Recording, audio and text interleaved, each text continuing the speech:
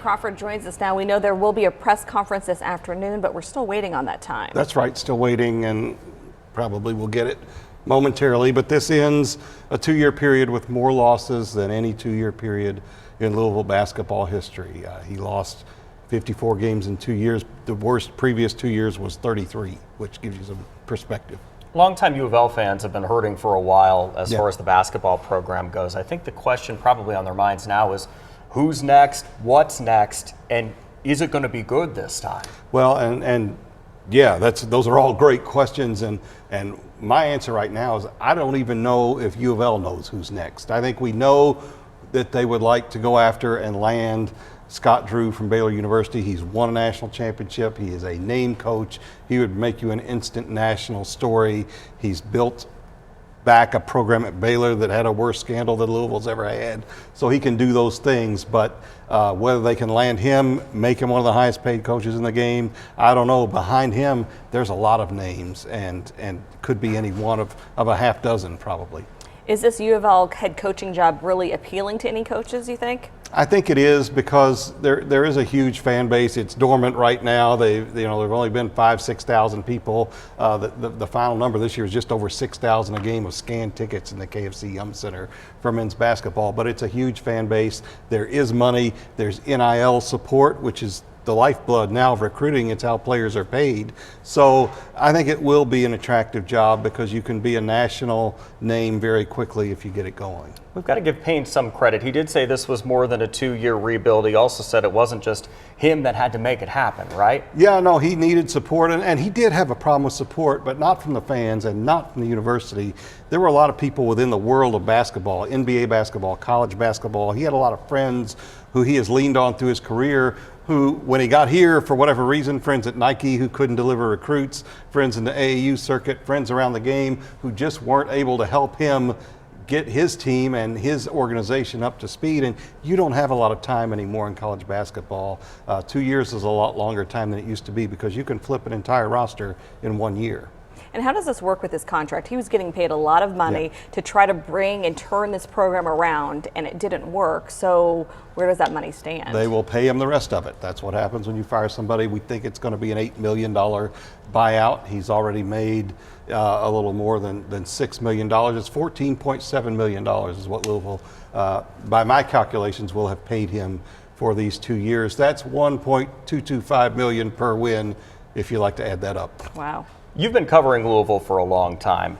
When you covered, Payne arriving there on the tarmac with Coach Crum, did you see this ending in a much different way? No, I don't think. Even people who were skeptical, and there were a lot of people skeptical. Kenny had never been a head coach before, but Kirby Smart, the Georgia football coach, had never been a head coach before he took the job. I think we all thought, and I personally thought, well, maybe this doesn't go well, maybe it will go well, but even if it doesn't go well, at least there'll be a lot of talent in the program.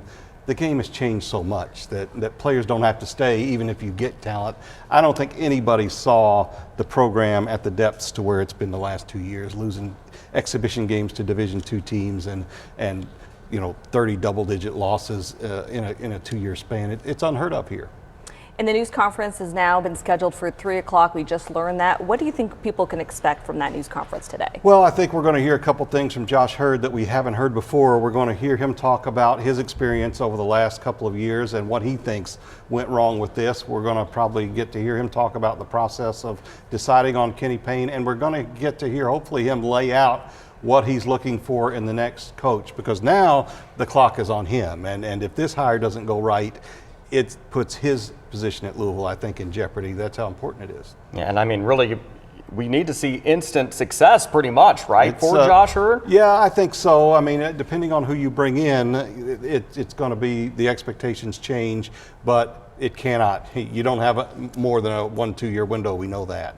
Who do you think would be great for this program? Well, I think, obviously Scott Drew is the guy they're going after. He would be outstanding. Dusty May is a really good coach. He's younger. It's a different type of situation. He's a young coach, but he just took Florida Atlantic to the Final Four a year ago. He knows what he's doing. Mick Cronin has been an assistant here. He's at UCLA right now. I think he would embrace a chance to come back here and do it. I'm a huge fan of Bruce Pearl. I know him from way back in Division II days. If I were the athletic director, I'd go straight down and try and get him, but he signed a lifetime contract the last time this job was open. I don't know if he's interested in moving. They need a coach who's going to get out there, engage the fan base, be a public face, have more press conferences, be around, be more visible than Kenny Payne was in his early days. You've got to sell the program right now because fans are down. They want something to get excited about. Give us a little context here, too. You're the perfect person to do it. Why do we expect great things out of U of L basketball, maybe for somebody who hasn't been here as long as the rest of us have? Well, this is a program that's been in the top 5 in attendance for 30 years in Freedom Hall, and then moving to the KFC Yum Center. Support was a given. They had a long run, 28, 29 straight years in the NCAA tournament. Denny Crum from 1980 to 86 went to 4 Final Fours and won 2 championships. They, on the heels of him, and I was there when we covered that whole coaching change, Rick Pitino comes in and he becomes a Hall of Fame coach. He'd already won a championship, won another one at Louisville. So it's been nothing but success for Louisville since really the 1960s. And then we have this era of scandal and struggle and Chris Mack, and it hasn't gotten up on plane. That's why the expectations are what they are, but it's been a really tough row of it here lately. Super high expectations and a lot of money for those contracts. Are you think that the next person who becomes head coach will get paid even more? Probably more than what Kenny Payne is making, $3.4 million roughly a year. It's probably going to take more than that to hire the next coach. The money for Kenny Payne's buyout probably will be donated. The money for another coach's buyout will probably be donated, but they're going to have to go out and raise money, and that's going to be the job too of a coach who creates excitement. All the financial boats rise, the schools, athletic departments, and businesses around the KFC Yum Center for that matter. And it sounds like U of L is pretty lucky right now too that the football program is doing so well. Yeah, they projected ticket sales pretty conservatively for this year, knowing how last year went for basketball, and they still fell $2 million short of that total, but football blew all the projections out of the water. So from an overall standpoint, the program remains healthy, but it's nowhere near as healthy as it could be if basketball were up and running and generating the kind of revenue it did in Pitino's big years. And what do you think U of L needs to really say to these season ticket holders, to fans, because they do remain frustrated? You saw an empty KFC Yum Center several times. Well, and I've talked to Josh Hurd about this, and he has been very frustrated, more frustrated than he wanted to say publicly, especially over the past 2 or 3 months, about where the program is and how it got there. And he said, and he's told me, the one thing that I want to do is get it back to where it's supposed to be and with the right people. Those were the 2 statements that he's made to me about this job. We'll hear him talk a lot more about that here very shortly. I want to go back to Chris Mack. You brought him up a moment ago. I think a lot of fingers are pointed at Kenny Payne right now, and maybe rightfully so for some reasons. Does any of the blame still fall on the Chris Mack era? Well, it does. And I'm reluctant to blame Mack himself for that, because there was dysfunction in the university leadership too. The president left, and then the athletic director left right before she did, and he got suspended when. Schools never suspend their coaches for anything. It hampers what they're able to do. So, but yes, that era, that's a good case of Mack being an outstanding coach, but he wasn't a great fit here. He didn't embrace the public side of the job. He won, he did a good job winning, but he was under a lot of constraints from NCAA sanctions. And I don't know, with this next coach, you hope it's a fit. Somebody that will embrace the fact that if you're the Louisville coach, you're kind of the life of the party. And they need somebody that embraces that role the way John Calipari embraces it at Kentucky. And some of the players did really support their coach, so they are disappointed that their coach is leaving, despite how the season was. What will a new coach need to do for the people who supported Kenny Payne? Well, and that's going to be a big thing. That's a huge constituency, or an important constituency, especially of former Louisville players who felt like after years of not being an integral part of the program, Kenny Payne being hired let them back in, and they have had great access to the program and were appreciated.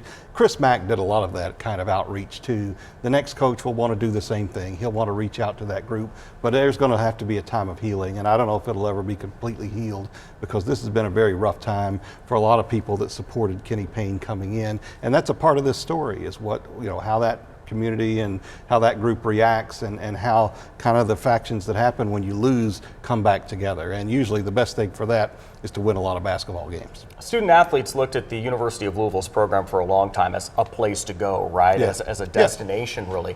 Do you think that optics are going to be a problem in getting people here now? Not as much as they might once have been, because it's all about money. You go where the salaries are, and if Louisville can pay at a competitive situation in name, image, and likeness funds, then it'll get good players. But the head coach does still matter in this. But things like facilities and name and all that, they don't matter like they used to. And in some ways that hurt Louisville over the last couple of years, because nobody had better facilities. They have this huge fan base, but now it's just about how much can you pay guys, and they're going to have to come up with that. But I believe they're in the process of doing that.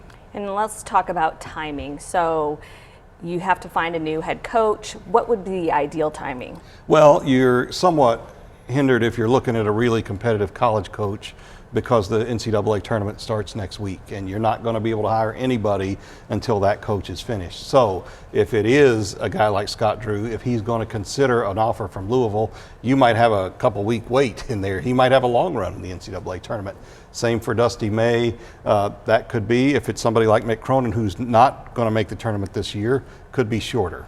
Might be a hurry up and wait situation. Yeah, it'll be a few weeks, and I do think Josh Hurd has come up with a plan, for the players, people to work them out, and to have the team still have somebody in place, whether it's Reese Gaines or somebody else over there on the staff, to stay behind and make sure that things go the right way over the next few weeks. Again, the press conference is going to be at 3 o'clock in the media room at the KFC Yum Center. We will continue to follow that on the air and online on WDRB.com. Thank you, Eric, so much for your insight. Thanks. Appreciate it.